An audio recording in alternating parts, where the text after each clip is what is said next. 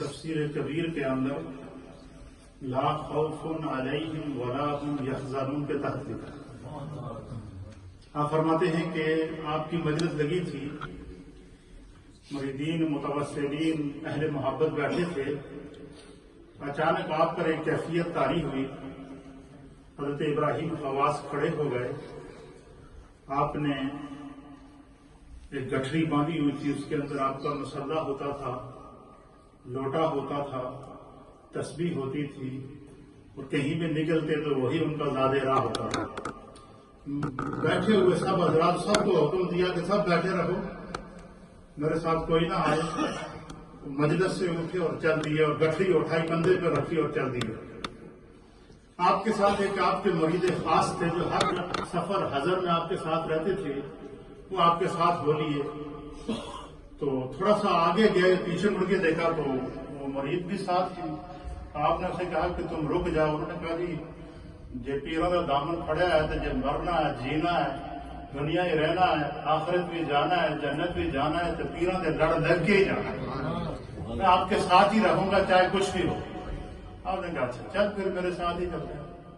حضرت ابراہیم خواص چل پڑے، جا رہے ہیں، جا رہے ہیں، جا رہے ہیں۔ آبادی ختم ہوئی، جنگلوں کا رخ کر دیا، ویرانوں کا رخ کر دیا، بیابان جنگل کے اندر وحشت ناک جنگل میں چلے گئے۔ تو آپ کے وہ مرید کہتے ہیں کہ پھر اچانک ایسا ہوا کہ سورج غروب ہو گیا، رات پڑ گئی۔ رات پڑ گئی تو ایک گھنے جنگل کے اندر حضرت ابراہیم خواص ایک درخت کے نیچے بیٹھ گئے، اپنی گٹھڑی کھولی، مصلہ نکالا، بچھایا، اور اللہ کے ذکر میں مشغول ہو گئے۔ وہ فرماتے ہیں کہ جب حضرت ابراہیم خواص نے اللہ کا ذکر شروع کیا، اللہ ہو کے صدائیں لگائیں، آپ کے وہ مرید کہتے ہیں کہ ایک عجیب کیفیت تھی، آپ کی آنکھیں بند تھیں، ذکر کی صدائیں بلند ہو رہی تھی۔ تو میں نے ایک بڑا عجیب و غریب منظر دیکھا۔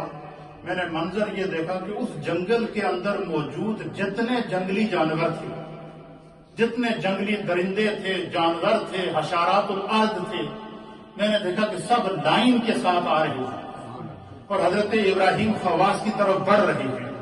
کہتے ہیں کہ وہ میں نے دیکھا کہ ایک طرف سے شیر آ رہا ہے، ایک طرف سے چیتا آ رہا ہے، ایک طرف سے جو ہے وہ سانپ چلے آ رہے ہیں، بچھو چلے آ رہے ہیں۔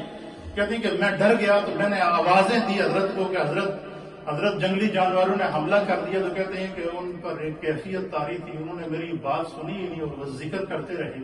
کہتے ہیں کہ جب وہ جانور جیسے جیسے قریب آتے گئے تو آپ کے وہ مرید کہتے ہیں میں بہت ڈر گیا۔ تو میں نے کہا چلو میں کم از کم اپنی جان تو بچاؤں۔ تو کہتے ہیں کہ میں اس درخت کے اوپر چڑھ گیا۔ میں درخت پہ چڑھ گیا اور درخت کی ایک شاخ کے اوپر جا کے بیٹھ گیا۔ تو میں نے بڑا عجیب منظر دیکھا۔ میں نے دیکھا کہ وہ جانور آتے گئے اور جیسے جیسے حضرت ابراہیم خواص کے قریب پہنچتے گئے اور آپ کے گرد حلقہ بنا کر بیٹھ گئے، اور ہر جانور سے بھی اللہ ہو کی آواز آ رہی تھی، اللہ اللہ کی صدا آ رہی تھی، اللہ کا ذکر۔ کہتے ہیں کہ پورا جنگل جو تھا اس کے اندر سوائے ذکر الہی کی صداؤں کے اور کچھ نہیں تھا، ہر طرف اللہ کا ذکر ہی تھا۔ کہتے ہیں کہ یہ سلسلہ پوری رات جاری رہا، حتیٰ کہ صبح صادق ہوئی، آسمان کے کناریوں سے روشنیاں جب پھوٹنا شروع ہوئی تو فرمایا کہ وہ جانور جس ترتیب سے آئے تھے اسی ترتیب سے واپس جانا شروع ہو۔ کہتے ہیں کہ جب وہ چلے گئے تو میں نیچے اترا تو میں نے کوئی بات نہیں کی، میں بیٹھ گیا، اور اتنے میں ایک مچھر نے آ کر حضرت ابراہیم خواص کو کاٹا ہاتھ پر۔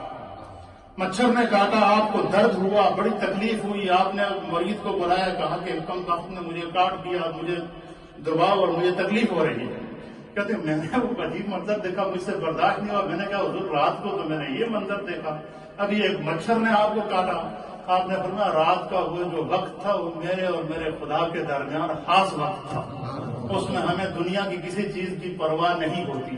یہ جو اہل اللہ ہوتے ہیں، آپ دیکھیں یہ جنگلوں میں جائیں، ویرانوں میں جائیں، کہیں بھی جائیں، بس ان کا وہاں بیٹھنا ہوتا ہے، وہ جنگل کو منگل بنانا یہ خدا کے ذمہ ہوتا ہے۔ حضرت بابا جی صاحب مولوی رحمت اللہ علیہ موڑا شریف کے اندر جب تشریف لائے تو وہ جس جنگل، جس وحشت ناک جنگل کے اندر آپ نے ڈیرا لگایا اس کا نام تھا سیگاں دی پڑی۔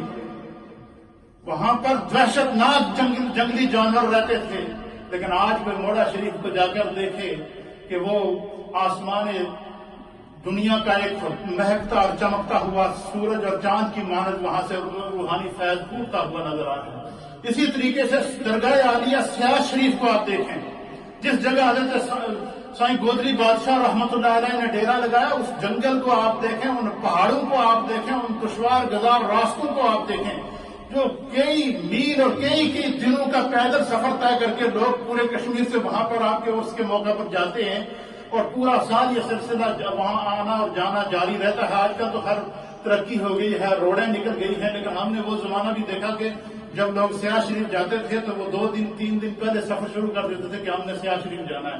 تو اس جنگل کے اندر آپ نے بیٹھ کر اللہ کے ذکر کی صداؤں کو بلند کیا، اور آپ کا فیض آج 4 دانگے عالم میں پھیلا ہوا ہے۔ الحمدللہ دنیا علم و عرفان کی عظیم روحانی شخصیات حضرت پیر جانزیب بادشاہ صاحب